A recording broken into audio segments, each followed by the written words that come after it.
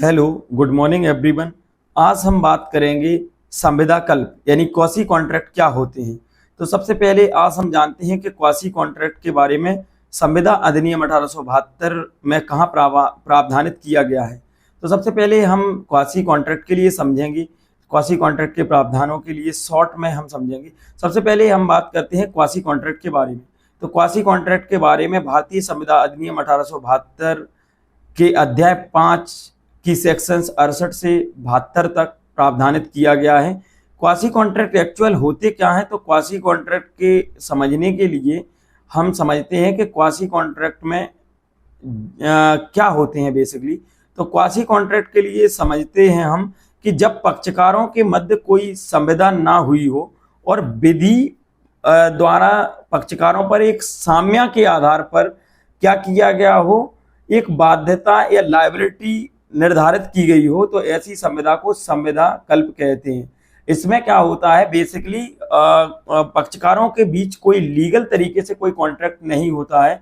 जैसे आपने देखा होगा इंडियन कॉन्ट्रैक्ट एक्ट में, जब आपने पढ़ा होगा सेक्शन 71 68 से ही आप देखेंगे, तो इसमें 68 से जो 72 तक प्रावधानित हैं उसमें क्लियरिटी, इसमें क्लियर समझ में आ गया होगा आप सभी लोगों के लिए कि इसमें 68 से 72 जो क्वासी कॉन्ट्रैक्ट समझाने का प्रयास कर रहे हैं 68 से 72 में, तो ये बहुत ही सिंपल वे में समझाया गया है कि इसमें एक तरीके से कोई संविदा नहीं होती है पक्षकारों के बीच आपस में, और ऐसा माना जाएगा कि विधि द्वारा साम्य के आधार पर जो आधारित रहते हैं, ऐसी संविदा को हम क्वासी कॉन्ट्रैक्ट कहते हैं।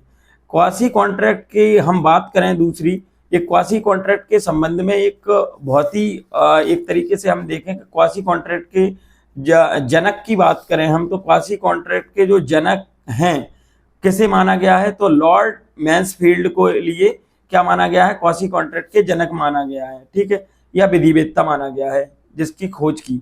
दूसरी हम बात करते हैं सेक्शन 68 की। सेक्शन 68 आप देखें कि सेक्शन 68 बात करता है कोई भी ऐसा व्यक्ति है जो संविदा करने में असमर्थ है, तो उसकी ओर से आप उन्हें आवश्यक जो वस्तुएं हैं वो प्रदान करा रहे हो आप, तो सामने वाला ऐसी कंडीशंस में कहाँ से वो प्रूव करेगा वो प्रॉपर्टी के बारे में, तो जो आपकी संपत्ति है तो उससे उसके लिए क्या मिलेगा, उसकी जो संपत्ति है आपकी उससे वो वसूल किया जाएगा।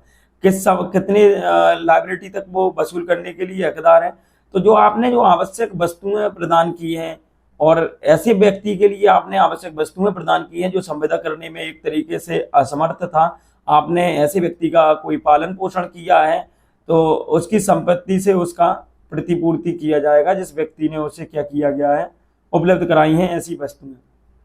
आपने देखेंगे सेक्शन 68 का एक इलस्ट्रेशन, उससे क्लियर हो जाएगा कि ये नाम मतलब इसमें था कि एक व्यक्ति था, कोई पागल था, बी नामक व्यक्ति, ए नामक व्यक्ति कोई पागल था, बी नामक व्यक्ति ने क्या किया कि वस्तुएं उपलब्ध कराई, ठीक है।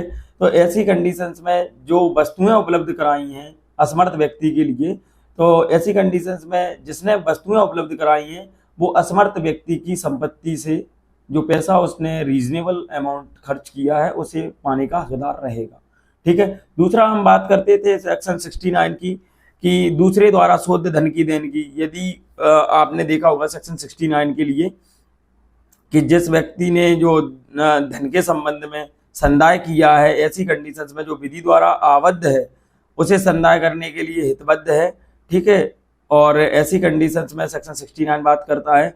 दूसरी सेक्शन 71 देखा होगा आपने। सेक्शन 71 में एक बहुत ही अच्छा एक मैगजीन थी, जितना अर्न किया है उतना वापस करें, जितना आपने लिया है क्वांटम मेरिट पे, इसमें मेंस में भी क्वेश्चन आता है एमपी सिविल जज में, तो इसे आप ध्यान रखना कि अनानुग्राहिक कार्य का फायदा उठाने वाले व्यक्ति की बाध्यता, ठीक है, यदि किसी ने गलत तरीके से फायदा उठाया है तो उसके संबंध में सेक्शन 70 बताता है। और दूसरा सेक्शन 71 बहुत ही अच्छा सेक्शन है, इसमें माल पड़ा पाने वाले का उत्तरदायित्व के बारे में बताया गया है कि यदि आप किसी व्यक्ति का माल पड़ा पाते हो तो आप उस व्यक्ति के माल को किस तरीके से रखेंगे। तो इसमें बताया गया था कि आप उस पड़े हुए माल के लिए उपनेति की भांति रखेंगे, बेली की भांति रखेंगे, ऐसा नहीं है कि आप अपने यूज के लिए ले लें। इसमें एक इलस्ट्रेशन भी था कि ए नामक व्यक्ति था, वो बी नामक अपने फ्रेंड के घर पे चावल छोड़ गया, ठीक है। अब ऐसा नहीं है कि अपना फ्रेंड जिसके घर पे उसने चावल छोड़े हैं वो उसे अपने यूज में ले ले। उसकी क्या लायबिलिटी है? उसकी लायबिलिटी है कि उसे वापस कर दे, या आपके लिए ऐसी कोई चीज बाजार में मिलती है जिसका आप रीजनेबल पता करके उस ऑनर तक भेज सकते हैं, तो ऐसी कंडीशंस में उसे वापस करना होगा। दूसरी हम बात करते हैं आपके लिए सेक्शन 72 की। सेक्शन 72 बात करता है कि कोई दायित्व के बारे में बात करता है, किसी व्यक्ति के दायित्व के बारे में, जो भूल या प्रपीड़न के अधीन कोई धन या संदा या चीज ली गई है तो उसको परिधान किया जाता है। ठीक है। यदि किसी व्यक्ति ने भूल या प्रपीड़न के अधीन आपके लिए कोई चीज दे दी है तो आपके लिए उसे वापस करना पड़ेगा।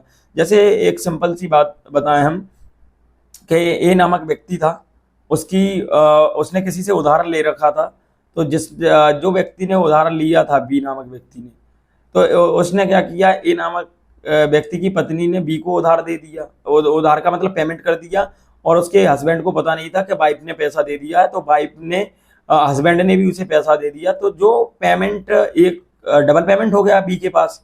ठीक है। तो जो बी नामक व्यक्ति है वो ए नामक व्यक्ति के लिए एक पेमेंट वापस करने का हकदार है, चाहे वो वाइफ का करे या उसका करे, क्योंकि पैसा उसने 5,000 लिए थे, वो ऑलरेडी उसकी वाइफ दे चुकी थी, 5,000 दोबारा हस्बैंड ने दे दिए, क्योंकि हस्बैंड को ये बात की नॉलेज नहीं थी। ठीक है। मैंने क्वासी कॉन्ट्रैक्ट के बारे में बहुत ही शॉर्ट तरीके से बताया है, और यदि आप इसकी डिटेल्स क्लासेस लेना चाहते हैं तो प्लीज़ हमारे चैनल को लाइक, सब्सक्राइब एंड शेयर जरूर करें।